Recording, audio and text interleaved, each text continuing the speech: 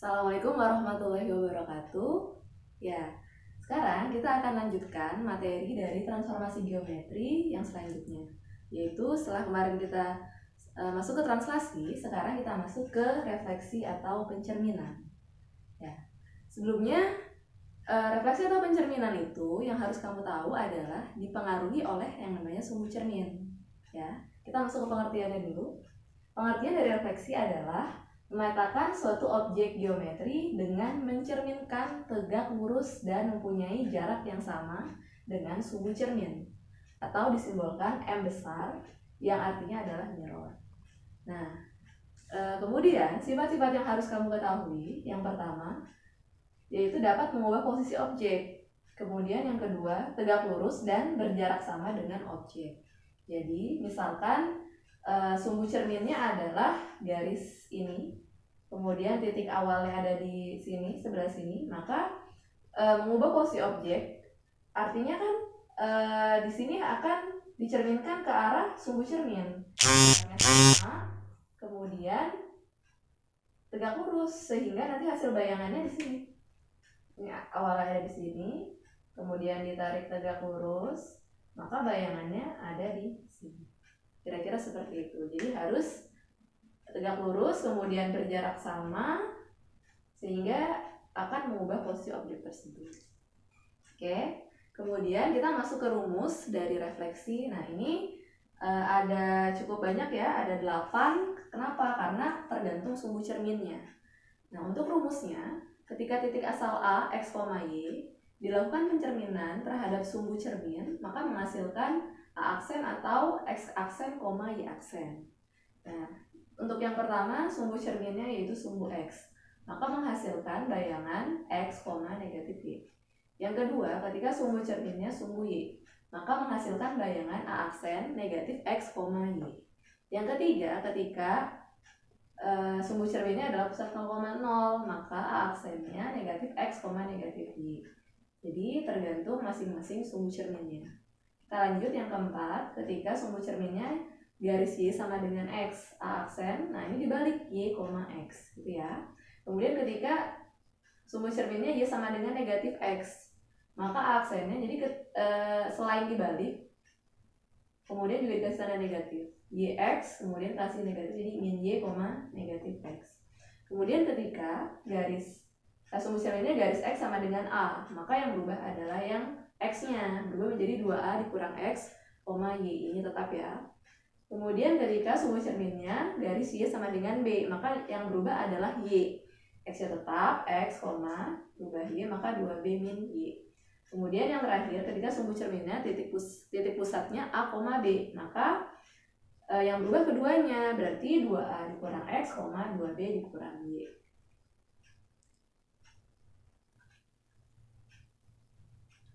Oke, kita akan masuk ke contoh soal.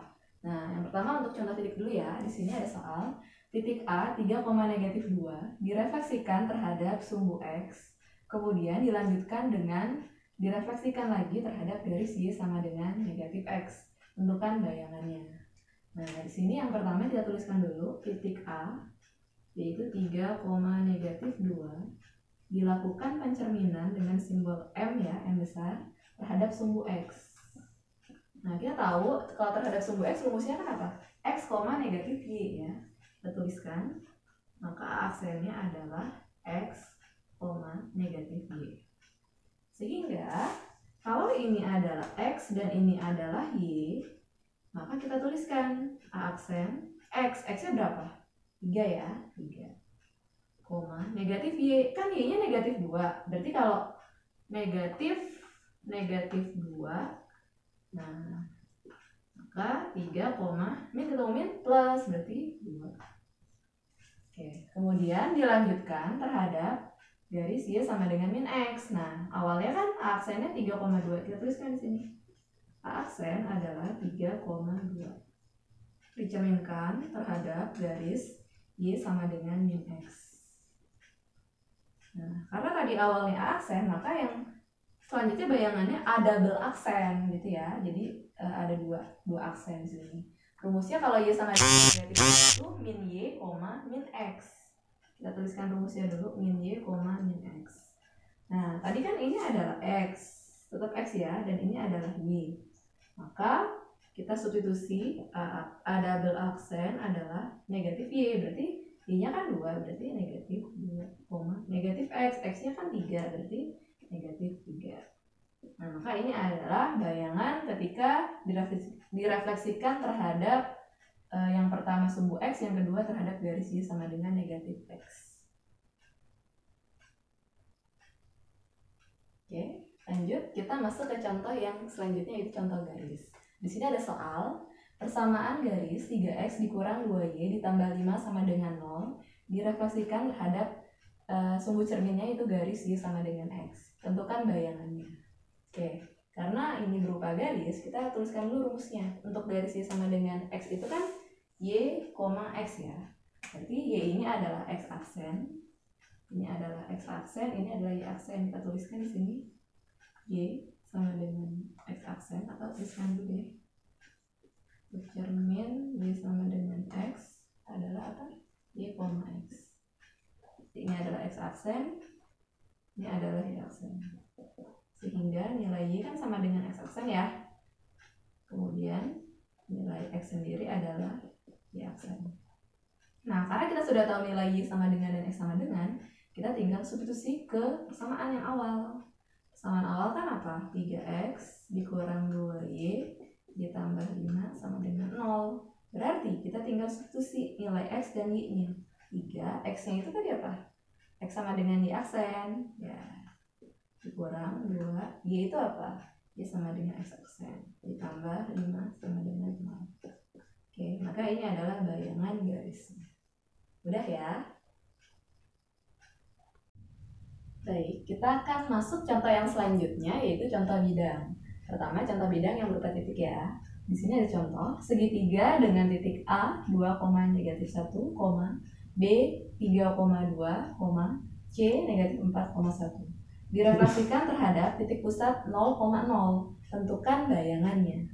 Nah, untuk pusat 0,0 kan kita tahu ya, rumusnya itu adalah negatif X, negatif Y. Jadi kita tuliskan dulu saja. Untuk ketika awalnya A, X, Y, sumbu cermin 0,0, maka aksen itu adalah negatif X, negatif Y. Sehingga kalau titik A-nya itu berapa?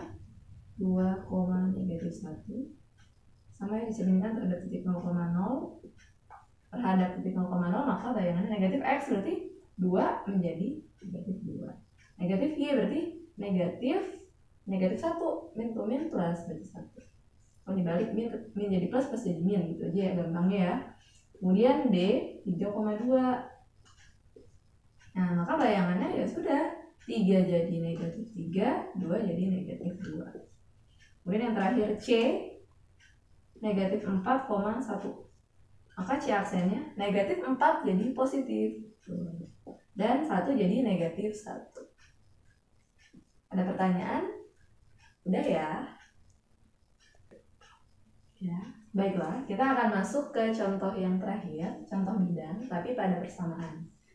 Contohnya adalah lingkaran X kuadrat ditambah Y kuadrat sama dengan 10 direfleksikan terhadap sumbu cerminnya pusat negatif 2,1. Tentukan bayangannya. Oke, karena terhadap pusat A, B, maka kita menggunakan rumus yang terakhir ini ya. Nah, 2A dikurang X itu kan sama aja X aksen ya. Kemudian 2B dikurang Y sama dengan Y aksen. Berarti tadi kalau kita gunakan M A, B, 2A min X itu sama dengan apa? Aksen ya. Aksen. Sehingga kita tahu A-nya itu kan negatif 2, berarti 2 dikali negatif 2 dikurang X sama dengan X aksen. Kemudian 2 dikali negatif 2 kan negatif 4. Negatif 4 dikurang X sama dengan X aksen.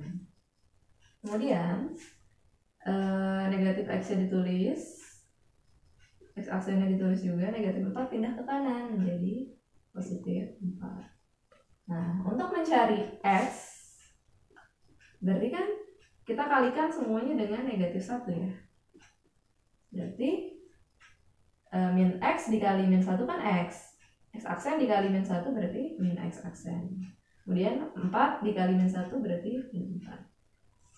Nah, yang selanjutnya kita akan cari yang kedua. Oke, yang selanjutnya kita kan masukkan yang kedua ya, 2B dikurangi itu kan sama dengan di aksen. Kita tuliskan 2. B itu kan nilai 1 dikurangi Y sama dengan di aksen. 2 kali 1 itu 2 dikurangi Y sama dengan di aksen.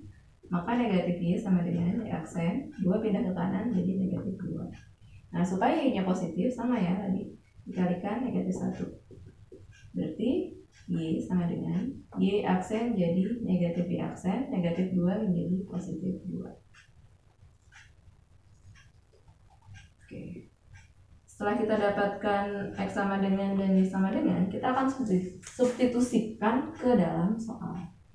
Soal itu kan X kuadrat ditambah Y kuadrat sama dengan 10.